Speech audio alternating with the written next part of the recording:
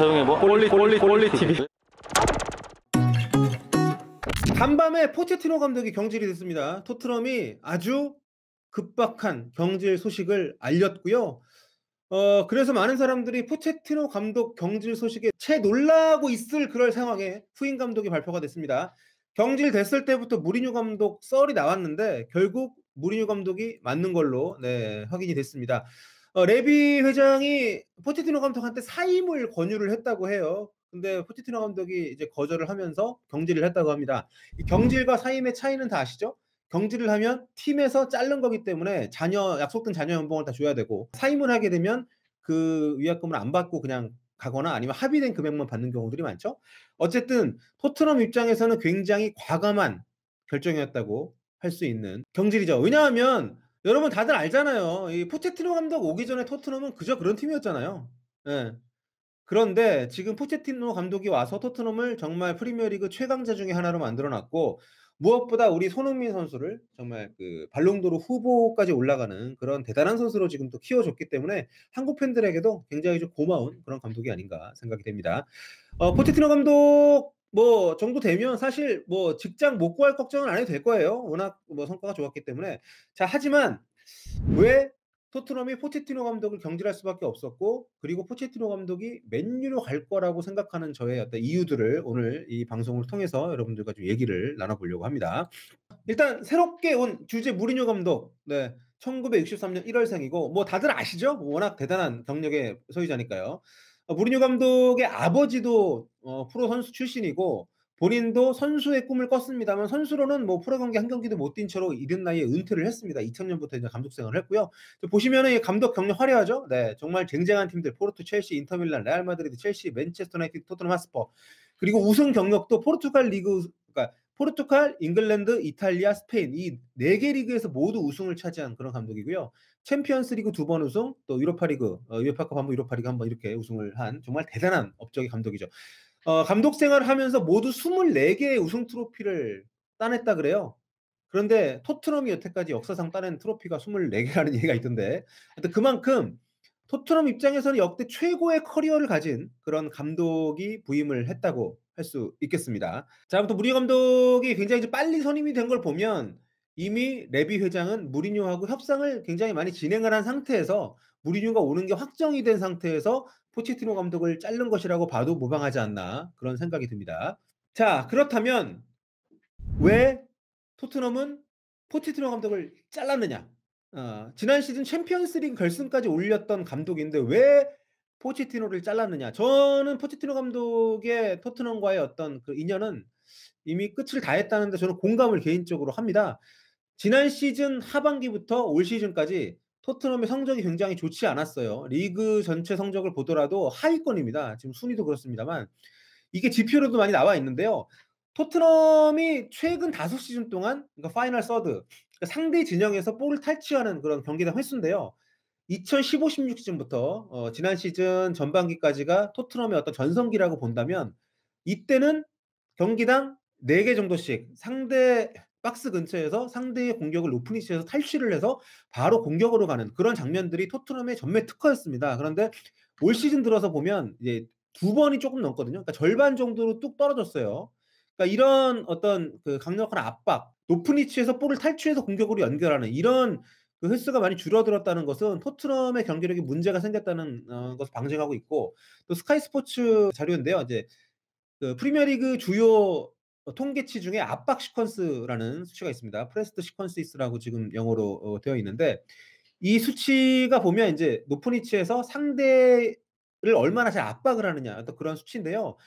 2015-16 시즌부터 2017-18 시즌까지는 토트넘이 상위 5위 안에 무조건 들었습니다. 굉장히 앞쪽, 높은 위치, 우리가 기억하고 있는 토트넘이 잘할 때의 축구, 앞쪽에서 굉장히 강하게 상대를 압박을 하면서 볼을 탈취를 하고 높은 위치에서 바로 빠른 공격을 시도를 하면서 마무리를 짓는.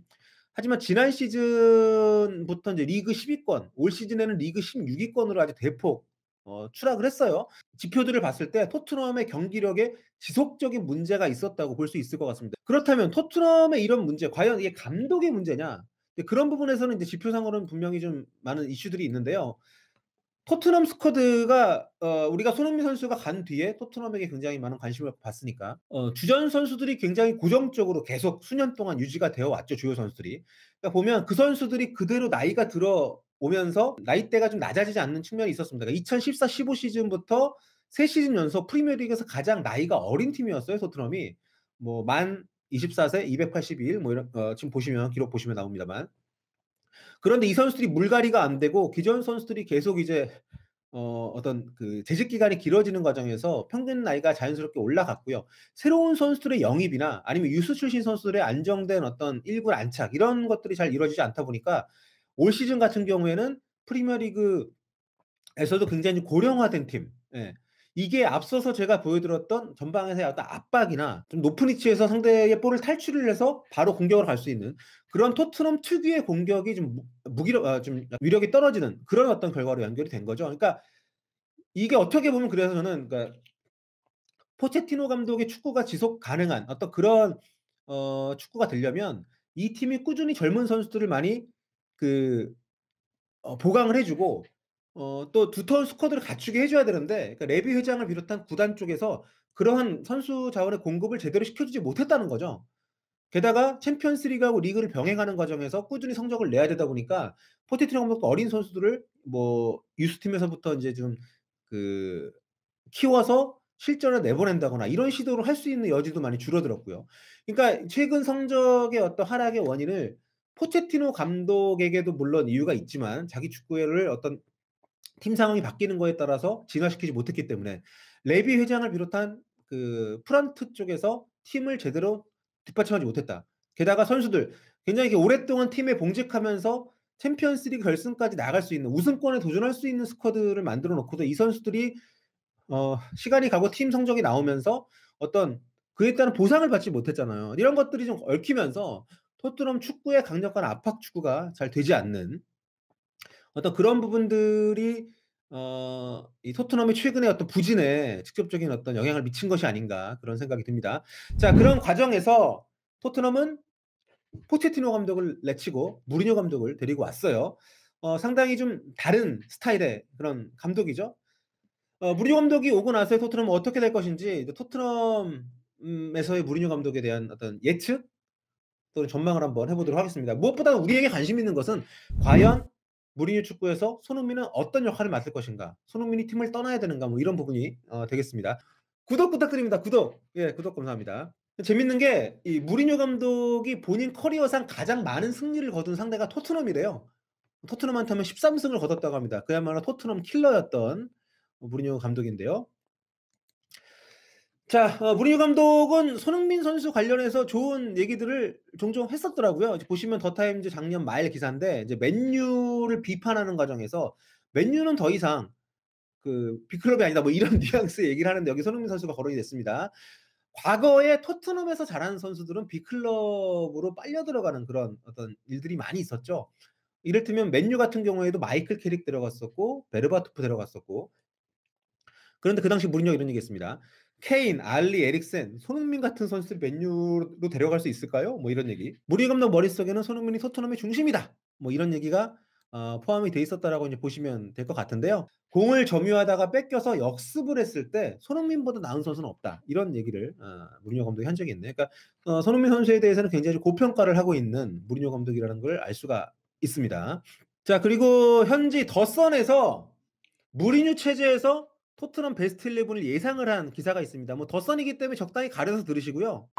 보시면은 인제 손흥민과 케인, 지금 주전 중에서는 손흥민하고 케인하고 요리스 정도만 살아남을 거라고 이제 예상을 했고 유벤투스 디발라, 스포르팅 리스본의 페르난데스, 또 알제리 오른쪽 풀백 아탈 선수 영입할 거라고 이렇게 얘기를 했는데 뭐 이런 패턴으로 그러니까 손흥민은 이 무리뉴 체제에서도 굉장히 잘 살아남을 것이다.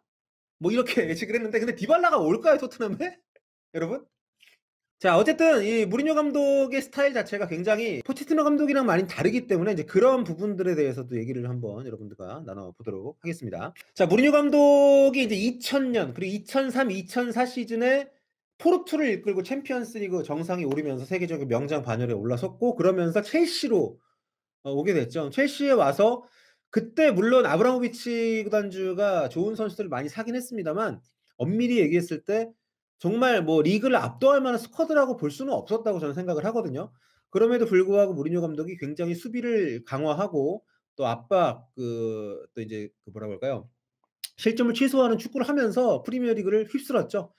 무리뉴 감독의 축구는 뭐 점유보다는 이기는 축구를 강조하는 그런 사람이고 윙어를 쓰는 데 있어서 확실한 특징이 있습니다. 이제 반대발 윙어를 선호하고요. 또 측면에 있는 양쪽 윙어들의 역할을 약간 좀 나눠서 운용을 하는 스타일인데 특히 인제 한쪽 측면에 있는 윙어 같은 경우에는 풀백들이 적극적으로 올라오게 하면서 안쪽으로 좀 들어오게 만드는 어떤 그런 요구를 많이 합니다. 그러니까 기본적으로 무리뉴 감독 체제에서의 윙어들은 뭐 호날두나 뭐 예를 뭐 에토나 이런 약간 좀 예외적인 케이스도 있긴 하지만 그런 선수들조차도 기본적으로 수비에 대한 부담은 어느 정도는 무리뉴 감독이 많이 지우는 게 무리뉴 감독 체제에서의 윙어의 특징이라고 할 수 있겠습니다. 물론 무리뉴 감독이 손흥민을 윙어로 쓸지 아닐지는 뭐 아직 알 수 없습니다만 윙어로 쓴다고 봤을 때 지금도 물론 토트넘의 손흥민 선수가 수비적인 부담을 갖고 있는 것은 뭐 사실이긴 합니다만 무리뉴 체제에서는 좀 더 이 풀백과의 어떤 호흡이 굉장히 좀 중요한 그리고 중앙에서 상대의 어떤 센터백을 좀 더 견제할 수 있는 어떤 그런 중앙 집중적인 움직임도 많이 좀 보여야 될 것으로 개인적으로는 생각을 하고 있거든요. 근데 물론 아까도 말씀드린 것처럼 손흥민 선수를 어떤 위치에 무리뉴 감독이 쓸 것인지에 대해서는 좀 더 우리가 생각을 좀 해 봐야겠습니다만 무리뉴 감독이 2023년 여름까지 지금 계약을 했더라고요. 그러니까 앞으로 3년 한 7 개월 정도? 손흥민 선수 계약도 좀 계약상으로는 그때까지인데 지금 뭐 알더베이레트 뭐 베르통원 뭐 이런 선수들도 그렇고 그러니까 수비 쪽부터 해 가지고 약간 좀 물갈이를 하지 않을까 생각이 됩니다. 1 월부터 물갈이하기는 좀 쉽지 않겠습니다만. 그렇다면 그러한 어떤 변화의 물결 속에서 손흥민 선수가 "이적을 해야 된다."라고 얘기하시는 분들도 있는데 손흥민 선수가 이적을 한다고 시장에 나온다고 하면 저는 선택지는 많이 있다고 봅니다. 예. 현실적으로 근데 손흥민을 품을 수 있는 어떤 급료나 이적료를 지불할 수 있는 팀의 숫자가 제한적인 거지 뭐 겨울 이적 시장에 바로 가지는 않긴 하겠습니다만 뭐 가능성이 없진 않다고 개인적으로는 생각을 하고요. 그리고 무리뉴 감독이 손흥민하고 약간 간접적인 인연이 있습니다. 2013 년에 첼시가 슈얼레를 데려갔잖아요. 그때 슈얼레가 레버쿠젠에서 첼시로 가는 바람에 레버쿠젠이 손흥민 선수를 영입을 했던 그 이적이 없었다면 손흥민 선수가 레버쿠젠으로 가지를 못하고 함부르크에 남거나 아니면 다른 팀으로 가서 지금과는 다른 태클을 탔을 수도 있기 때문에 주혜진 님께서 "손흥민 거치 문제도 문제지만 과연 짠돌이 레비 회장이 무리뉴 감독이 원하는 선수를 사줄지도 의문이라고." 그렇죠. 왜냐하면 지금 토트넘의 기존의 어떤 태도를 봤을 때 일단 포체티노 감독을 내치면서 위약금을 굉장히 많이 줬단 말이에요. 그리고 무리뉴 감독을 영입을 했다는 거는 무리뉴 감독 연봉도 굉장히 많이 챙겨줄 수밖에 없었을 것이기 때문에 과연 선수 추가 영입을 할 수 있는 자금이 남았을 것인가? 예. 그렇다고 본다면 인제 선수를 어느 정도 좀 판매를 할 수도 있다고 생각을 합니다. 예. 그런데 지금 토트넘이 팔아서 이적료를 챙길 수 있을 만한 선수가 뭐 해리 케인 뭐 델레 알리, 에릭센은 뭐 인제 FA로 나가니까 뭐 손흥민 이 정도인데 그 셋 다 지금 토트넘에서 팔기가 쉽지는 않단 말이에요. 근데 만약에 지금 상황에서 팔아야 된다면 그 셋 중에서는 손흥민을 팔지 않을까? 왜냐하면 알리하고 케인은 다 인제 잉글랜드 선수고 포체티노 감독이 맨유로 갈 가능성에 대해서 저는 굉장히 좀 가능성이 있다고 봅니다. 예 물론 뭐 다른 나라로 갈 수도 있겠습니다만 잉글랜드에 있다고 하면. 왜냐하면 앞서도 말씀을 드렸습니다만 토트넘이 굉장히 압박을 많이 시도하는 축구를 구사를 하면서 좋은 성과를 냈던 팀이잖아요. 사우스햄튼 시절 그리고 토트넘 시절 지난 시즌까지 포체티노 감독의 축구는 이 파이널 서드에서 굉장히 상대의 볼을 적극적으로 탈취를 하면서 압박을 많이 하고 그러면서 이제 성과를 냈던 팀인데 지금 맨체스터 유나이티드가 어린 선수들을 굉장히 많이 보유하고 있는 팀이죠. 그러니까 체력적으로 그리고 전술적으로 감독의 요구를 적극적으로 수용하고 좀 따를 수 있는 어떤 그런 선수들이 많이 좀 있는 팀이고 지금 솔샤르 감독 체제에서 이 팀이 어떤 뭐 딱히 색깔이 있다거나 뭔가 솔샤르 감독의 입지가 그렇게 좀 굳건하지 않단 말이죠. 그렇기 때문에 올 시즌 중이 됐든 아니면 다음 시즌 시작할 때가 됐든 무리뉴 감독 이 포체티노 감독이 맨유에 부임할 가능성이 저는 없지 않다고 생각합니다. 솔샤르 감독이 경질된다고 봤을 때 1 순위. 예 1 순위고 그렇게 되면 손흥민도 포체티노 감독이 데리고 갈 수가 있죠. 박다경선 님께서 "포체티노 감독이 맨유로 가면 손흥민 선수를 맨유로 영입할 가능성이 있을까요?" 저는 예 당연히 들어간다고 봅니다. 당연히. 그리고 지금 손흥민을 데려갈 수 있는 손흥민 선수의 급여를 얼마 전 어제 기사 보니까 손흥민 선수가 토트넘에서 세 번째로 연봉이 높은 고연봉자라고 하는데 손흥민 선수를 데려갈 수 있을 정도의 어떤 이적료와 급여를 지불할 수 있는 팀은 맨유밖에 없다. 맨유 뭐 리버풀, 맨시티 뭐 이 정도밖에 없지 않나 생각이 되고요. 손흥민 선수 같은 경우에도 92 년생이니까 이제 한국 나이로 28살, 29살 들어가잖아요. 지금이 이적하기 적기긴 해요 솔직히. 30 넘어가면 이건 또 쉽지 않기 때문에. 은돈벨레가 손흥민보다 연봉이 높더라고요. 예. 새로 데리고 오는 선수에게 연봉을 많이 주는 건 당연한데 앞서 말씀드린 것처럼 팀의 기여도가 높은 터줏대감들에 대한 보상이 제대로 이루어지지 않은 것도 최근 어떤 이 경기력의 부재 그러니까 나이가 든 것도 나이가 든 것입니다만 보시면 수치상으로 나오잖아요. 압박 시퀀스가 크게 줄어들었고 리그 2 위권 수준에서 16 위까지 완전 떡락을 했으니까. 그러니까 이런 지표들을 봤을 때도 충분히 토트넘은 지금 개혁이 필요한 그런 상황입니다. 지금 포체티노 감독 체제에서 보여줬던 축구를 구현하기에는 쉽지 않기 때문에 아무튼 무리뉴 감독도 분명히 어떤 그 물갈이를 할 수 있는 그런 여건을 보장받고 오지 않았을까 개인적으로는 그렇게 생각을 합니다. 서영욱 님이 감독이라면 냉정히 손흥민 대 케인 누구 들어가나요? 아 무조건 저는 손흥민 데리고 가죠. 한국 사람인데. 구독도 부탁드립니다. 구독자가 너무 적어요 저희. 아무튼 이 손흥민 선수에게 좀 긍정적인 발언을 좀 많이 했었던 무리뉴 감독. 물론 지난 챔피언스 리그 결승전 앞두고는 "손흥민 빼고 몰았을 수도 있다." 뭐 이런 얘기를 해 가지고 뭐 손흥민 선수하고 이렇게 손흥민 선수가 그리고 뭐 어떤 감독이 오든 뭐 충돌을 하거나 그렇게 문제를 일으킬 만한 선수는 아니잖아요. 예. 그렇기 때문에 감독이 전술적인 이유로 뭐 배제를 한다거나 아니면 팀의 이적료 수익이 필요해 가지고 뭐 이적 리스트에 올릴 수는 있겠지만 뭐 손흥민 선수가 무리뉴 감독 체제에서 입지가 좁아진다거나 할 가능성은 저는 없다고 생각합니다. 예. 데스크 라인은 거의 뭐 일단 에릭슨이 나갈 가능성이 거의 99% 이기 때문에 뭐 붕괴된다고 이제 봐야 되는 거고요. 자 아무튼 뭐 포체티노 감독 체제에서 토트넘도 떡상을 했습니다만 손흥민 선수의 커리어도 굉장히 좋아졌죠. 하지만 지금 손흥민 선수에게 부족한 것은 우승 트로피입니다. 물론 우승 전도사 무슨 대회든 간에 우승 트로피를 기어이 거머쥐고야마는 무리뉴 감독이 오긴 했습니다만 자 아무튼 손흥민 선수도 남은 커리어 동안에 우승 트로피를 좀 거머쥘 수 있는 그런 태클을 좀 탔으면 좋겠다는 생각이 좀 들고요. 아무튼 손흥민 선수를 세계적인 선수로 성장시켜 준 포체티노 감독 뭐 잠깐 휴식을 취하겠습니다만 어딜 가서든 뭐 좋은 성과를 좀 내셨으면 좋겠다는 생각이 듭니다. 원래 경질에 따른 어떤 그 이 영상을 준비를 했었는데 경질되고 바로 무리뉴 감독이 선임되는 바람에 경질 자체에 대한 어떤 분석보다 전체적인 앞으로의 전망 그리고 토트넘이 최근의 문제점이 무엇이고 그 문제점을 보완하기 위해서 어떤 변화가 필요한지에 대해서 여러분과 함께 얘기를 좀 나눠 봤습니다. 오늘 여기서 마무리할게요. 네. 다음에 또 뵐게요 여러분. 좋은 저녁 되세요.